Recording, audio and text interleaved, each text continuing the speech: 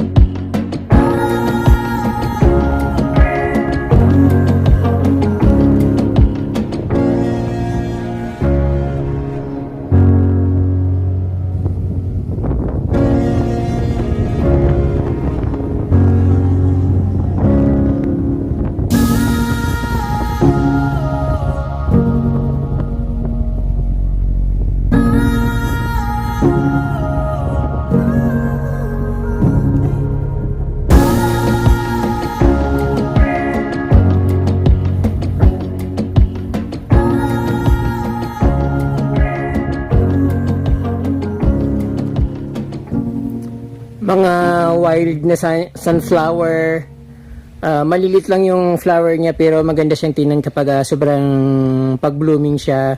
Pero ngayon medyo natutuyo na yung mga bulaklak niya kasi siguro na sobrang sa ulan, tapos biglang iinit, so yun, natutuyo sila kaagad. Pero maganda siyang tingnan, maraming hinog. Pwede kaya itong itanim? Wild naman ito.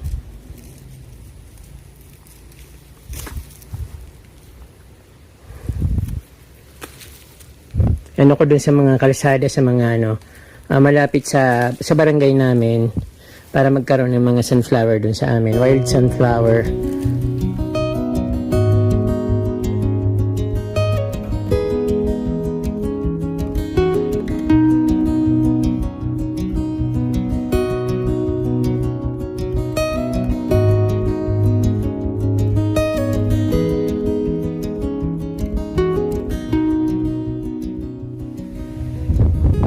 May bagong tinatayong andito parang tourist attraction.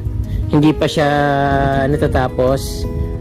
Yung mga nagtitindang halaman parang nawala na kasi siyempre hindi na masyadong mabinta yung halaman. Pero yung mga halaman dito kaprom di na, ang dami pa rin sa gilid ng kalsada. Magaganda pa rin.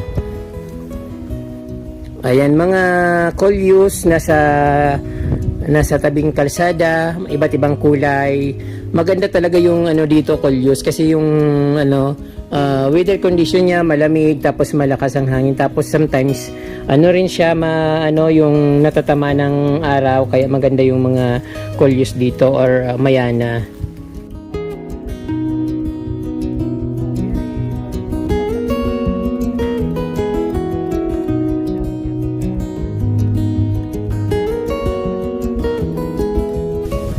Ayan kaprom di, nabutan ako ng tanghali dito at syempre nagugutom ako. May nakita kong isang kainan, parang luming Batangas. Gusto ko naman tikman yung pagkain dito habang namamasyal ako kasi tanghali na kaprom di, kumakalam na yung sikmura ko. So na-enjoy ko yung pamamasyal ko dito. At syempre yung kainan dito, mayroon silang napakagandang garden din, mga bulaklak, mga nakikita dito sa gilid ng kalsada. So ayun, ipapakita ko sa inyo. Mukhang napakasarap ng sinerve na lumi sa akin ni Kuya. Ayan, matikman ko na yung lumi. Sa anong lugar po ito, sir? Villa Florida. Villa Florida. So ayan, chicharon, may favorite chicharon. So actually kapramdi, pag kumakain ako ng chicharon na sahog sa lumi, sa lugaw, or sa noodle, sa mami, kinakain ko yung chicharon, hindi ko hindi ko na minimix doon sa noodles. Mas masiram, mas masarap.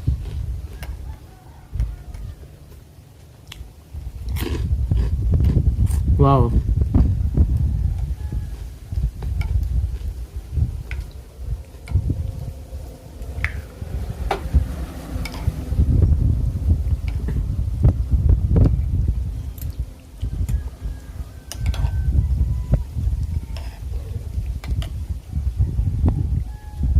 Anong tawag dito, sir? Luming Batangas?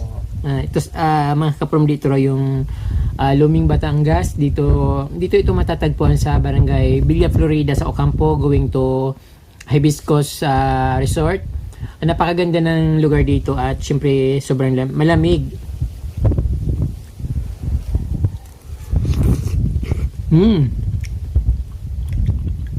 Masarap. Mainit. Napakasarap ng lumi dito kapamdi at very very hot. Yung chicharon yung gusto kong kainin, nalalasahan ko siya ng gusto, yung nalalasa po yung lasa ng chicharon kasi kinakain ko siya ng plain.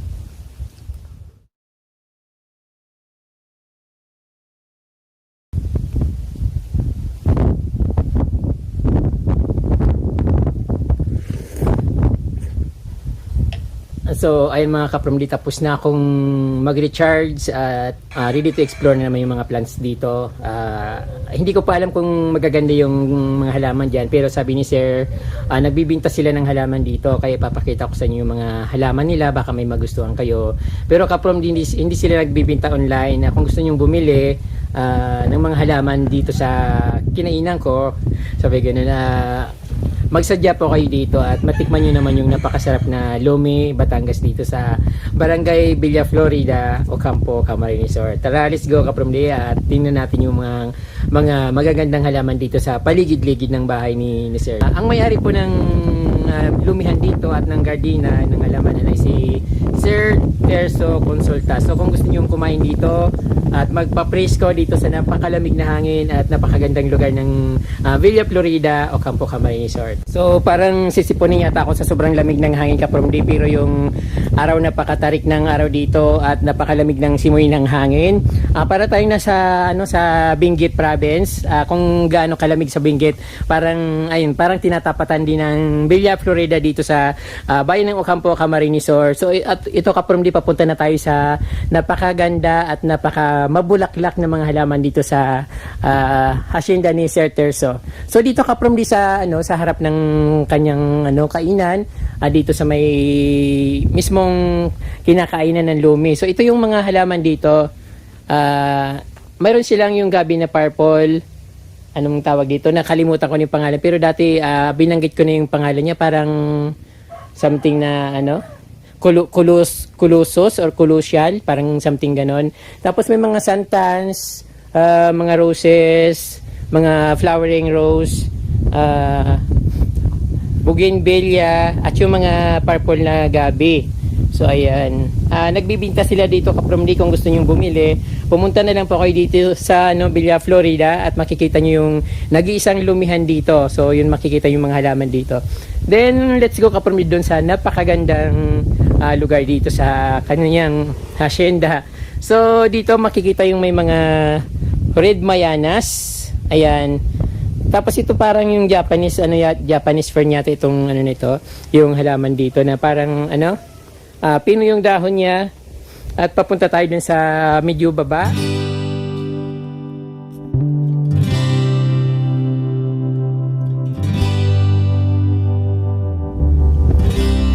Ayun, dito sa kubo may hammock.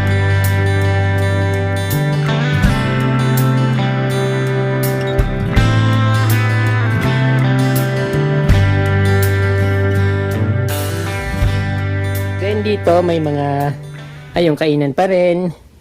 At napakalawak ng lugar dito. Dito sa baba, bandang baba, ayan, kitang-kita yung napakagandang mga bulaklak ng mga halaman, mga silusa plants, yung mga kubo, nagagandahan mga bulaklak. Then parang dito Kapramdi, parang may special place sila dito. Actually tago to, hindi ko alam na may ganito ditong garden na may maganda. Basta sabi ko pupunta ako dito sa garden niya. So ito Kapramdi, maganda yung pagka landscape dito. Parang bunggam-bungga yung parang dadaanan ng bagong kasal. So kulang na lang yung mga flower, but yung mga makukulay naman na halaman, okay na yon. Tuloy tayo dito sa kanyang garden. Mayroon ditong fruit. Ano mo tawag dito sa fruit na ito? Basta nasa dulo na ng dila ko kasi alam ko yung fruit na yon.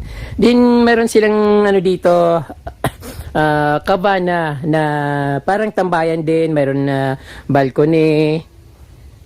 Pero parang walang tao. Ayun, sarado siya.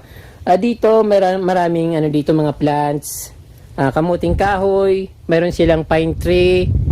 Hindi naman to agoho kasi ang agoho malilit yung sanga. Siguro pine tree ito Kapramdi kasi malamig yung hangin dito. Then ayun, may mga bandila Espanyola, roses, chichirica, mga red mayanas. Hindi na ito masyadong Kapramdi napapansin, parang pinabayaan na yung plants garden dito. Siguro kasi palaging maulan at minsan lang lumabas si haring araw. Then dito nga Kapramdi, meron silang napakagandang mga bulaklaki na roses. Ayun, mayana.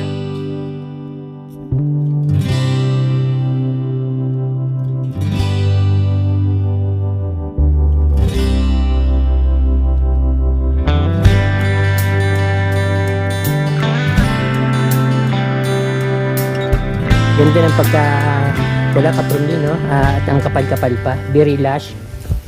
May malalaking bulaklak ng roses, bandera Espanyola, mga saging na yung anong tawag yung mga latundan yata ito. Tapos may parang nakikita ko yung isang saging dun, parang yata, senyorita na saging. Mayana, nagpupulahang mayana dito sa gilid ng ng cabana. Then syempre ayun, natural dahil garden ito, napakagandang tingnan. Mayana, red na mayana, red tea plant, at syempre Kapramdi, bonggang-bongga pala dito yung mga halaman nila. Wow, mayroon pala silang tinatago dito ng mga mayana pa rin. Mayana, mga roses, tapos daisy. Ayan, may yellow na daisy. Iba't ibang klaseng varieties ng mayana, pink. Then mga flowering na daisy. Yung turmeric plants Kapramdi, para siyang orchids yung dahon niya. Dati ang ko nito, parang sabi ko wild orchids, yun pala ay yung turmeric na tinatawag. Yung sinasahog sa pagluto yung niya, mga laman. Bulaklaki na gumamela. Money tree. May money tree sila.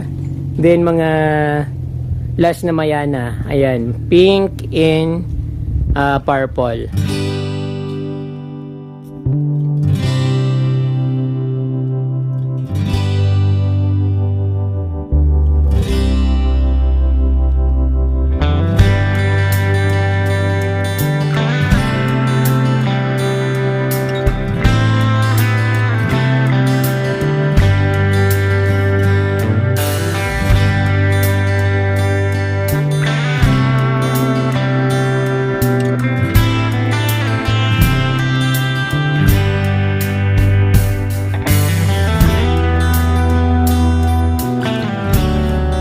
Gumamela.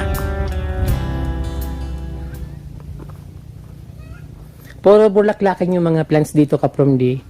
Ayun, napakaraming bulaklak, mga plants.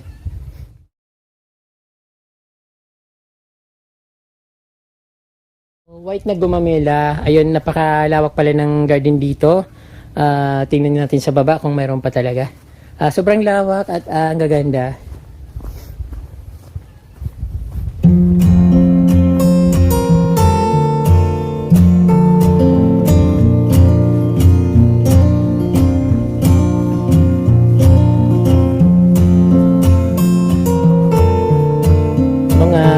Meron sila mga ano dito, dragon fruits at mga gumamila pa rin. So napakaraming saging at dragon fruits dito sa ano nito, gilid sa banda dito.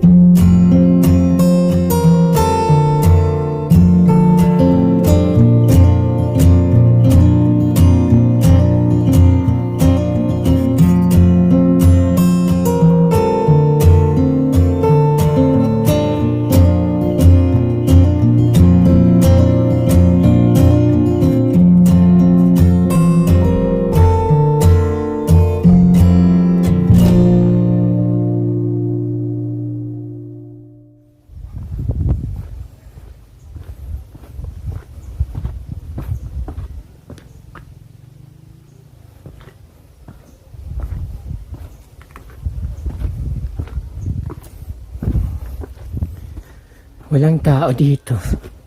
Pero parang may resort sa taas.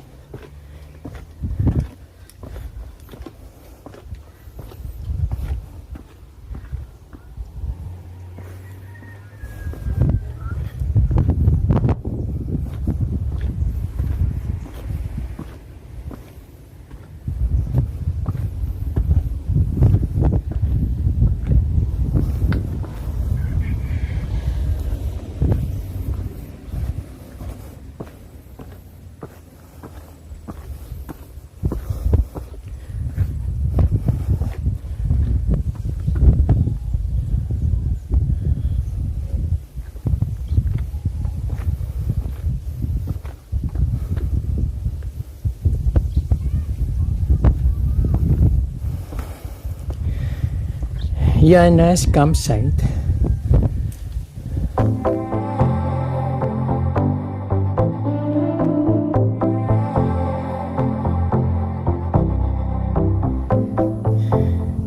So, ayun mga kapramdi, napagod ako sa pag-ano dito, na kinakabahan ako makiat dito kasi hindi ko alam kung safe ba dito. Pero pagdating ko dito sa taas, ito yung nakita ko, napakaganda yung lugar. Malaparaiso, napakaraming plants, mga bulaklak, nakikita niyan. May mga sinyas, bamboo. Ayan. Sobrang napakaganda dito kapamdi at sobrang lamig ng klima. Nakasweater ako pero naginiginaw ako. Parang malabagyo rin yung ano niya, yung klima dito, yung hangin. Sir, marami na po bang pupunta dito, sir? Start ng July yung July pa kayo nag-open ng ano dito? Sir, pang ilang tao po ba yung kabana, yung bawat isang kabana? Good for 2. 700. Ano sir, overnight? So, hindi kailangan ng aircon dito, no? Malamig naman. Wala ba sir lamok? Wala. Maganda naman yung ano. Pwedeng tingnan yung loob. Ito ka from the overnight stay dito. 700 pesos. Sir, anong oras na gano'n nag-chicken dito? 5:30. 5:30 ng hapon. Then, yung out? 8:30. 8:30. So, ayun. May mga na-order dito, sir, na food. Halimbawa, mag-overnight sila. May pagkain po ba dito? Recommended na po na magdala po sariling pagkain. Dapat mayroon baon. So, ayun ka from the libre kayong magdala dito ng mga pagkain kasi wala silang na-order na pagkain dito. Yung pagkain dito dadalhin nyo. Maganda rin dito magano, happy paggabi. Overlooking dito Kapramdi at napakaganda ng views. Malamig. Ayan, Sikin Cabana is at the same price there, 700 pesos per night. Then mayroon ditong tambayan sa labas. Then pag, ano yun sir, good for two? Good for ito po. Parang late. Pero okay lang naman pag ano, no? Mag-date dito overnight. So ayan, parang ayun, maganda. Nakikita nyo ka from the same lang naman yung mga ano sir. Same lang naman yung loob ng mga kabana sir, no? May swimming pool po kayo dito sir. May campsite po, sir. Campsite. Hindi to resort, campsite lang. Pwede mag-tent dito sir, halimbawa may dalang tent. Magkano rin po yung babayaran halimbawa may tent? 100 per head. Opo, yung may ano kayo, may yung tent nyo, pinaparent ko rin, 100 pesos overnight. 300 pesos. Good for one lang po ba yun, sir? Pero may biddings na rin po yun. Opo, good for two. Sir, ano pang pangalan niyo? Sir, pwede ba kayo magpakilala? Makmak po, sir. Makmak Cereal. Cirelio. Si Sir Makmak dito sa Yanas Campsite dito sa Barangay ni Rosario. Dito sa Yanas Campsite, Barangay Villa Florida, Ocampo, Camarines Sur.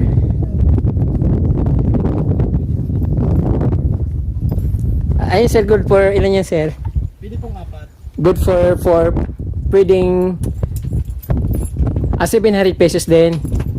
Same price tapos 7. Bakit sir mas mura?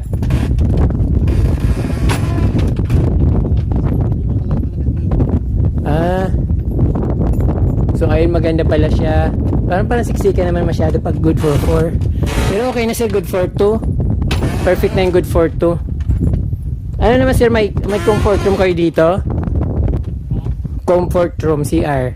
Meron po, ano po? Common comfort room, yung kulay blue. Ayun ka parang yung Yanas Campsite dito sa Barangay Villa Florida, Camarines Sur. Barangay Villa Florida, Ocampo, Camarines Sur. Ay napakaganda tingnan ka from di ba? Very nature at napaka cozy. Overlooking Atulayan Island, Laguna Golf, Mayon Volcano, Mount Iriga or Mount Masaraga.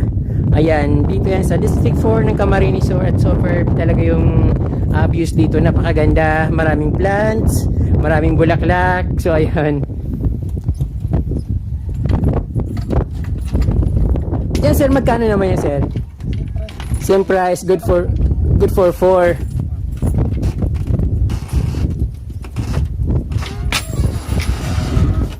Ayan. Mas malaki yung kwarto na ito, no? Mas maganda. Saka mahangin dito, sir, no? Hindi na kailangan ng ano. Walang lamok, sir, no? Wala po. Sobrang lamig ito sa paggabi. Ang paggabi sobrang lamig daw. So ayan dito yung Yanas Campsite. Pwedeng mag-tent. Mayroon silang pinaparent na tent. 300 pesos overnight. Then ito sir naman, magkano naman po dito? Pareho din? Iba to? 2K. Ilan naman po yung kasya dito sir? 8. Tapos 2K overnight. Then sa baba mayroon siyang may table, may couch. Pwede rin mahiga yata sa table kasi malaki siya. Tapos maganda dito magtambay-tambay, no? Paggabi super lamig dito, ang ganda. Siya po sir ang common area. Sir. Doon libre lang lahat doon. So may tent dito rin kasi yung may mga nakatira sa kabana, mayroon silang sariling table, no? So yung common dito. So napakaganda ng place. Ayun. Tapos yung CR, yung kulay blue, so common siya. Paano sir pag maliligo? Doon din. May libreng tubig dito. Okay, malamig yung tubig dito. So ayun, napakaganda ng lugar dito ka from the Camarines Sur, Yanas Campsite.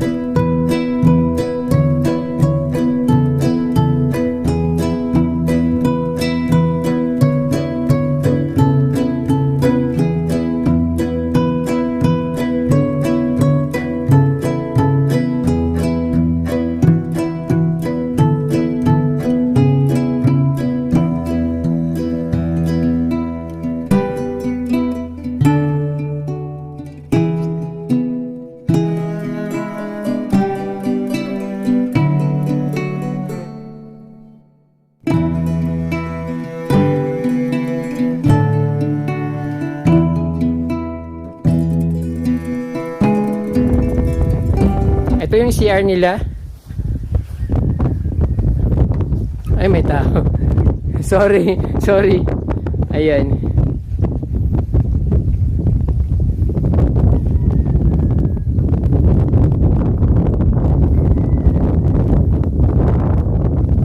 Dapat sila ano kayo dito ng food, nagsiserve. By order na lang kasi bibihira lang pupunta dito, no? Ano yung sir, black bamboo? Black bamboo po. Saan po kayo nakabili niyan, sir? Sa Green Corner po, sa Relintan.